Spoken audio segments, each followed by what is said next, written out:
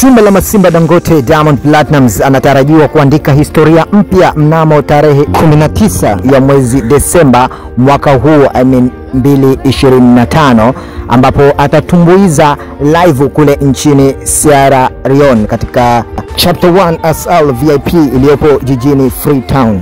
Kwa mujibu wa tangazo hilo, kiingilio kwa VIP ni dola 5,000 ambazo ni sawa na shilingi milioni 12.2 za Kitanzania.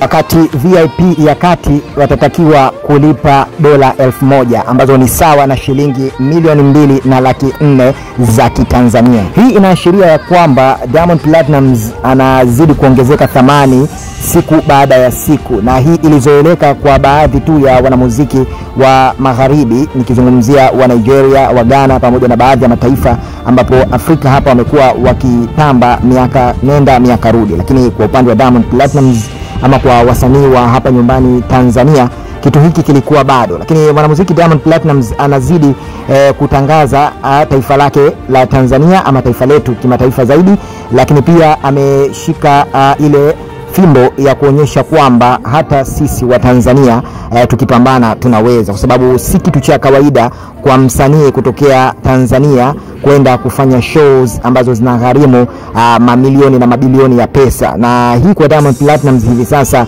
imekuwa ni kitu cha kawaida sana, tofauti na hapo mwanzoni ambapo inadaiwa kwamba wasanii wengi walikuwa wakifanya shows kwa gharama za bei cheap ama bei ya kawaida mno. Lakini kwa Diamond Platnumz amekuwa akilinganishwa sasa hivi na wasanii kama kina Burna Boy, kina Wizkid pamoja na kina Wema ambao tumeshuhudia shows zao zinakwenda mpaka kufikia dola milioni 1 plus, nazungumzia bilioni 2 na mapointi yake huko. Hayo ni mapesa mengi sana ambayo huwa wana toa mashabiki kwa true love walionayo kwa wasanii. Lakini Diamond Platnumz hivi sasa naweza nikasema kwamba anabidi apewe hongera zake za kutosha, lakini pia atazamwe kama kioo kwa wasanii pamoja na baadhi ya wafanyabiashara wengine wa kimuziki katika kufikisha muziki wa Afrika Mashariki kufika kimataifa ya mbali zaidi. Ukitazama zaidi wenzetu walishavukaga huko, walishaweka misingi hii kitambo zaidi katika biashara za kimuziki, ni namna gani ambavyo muziki umekuwa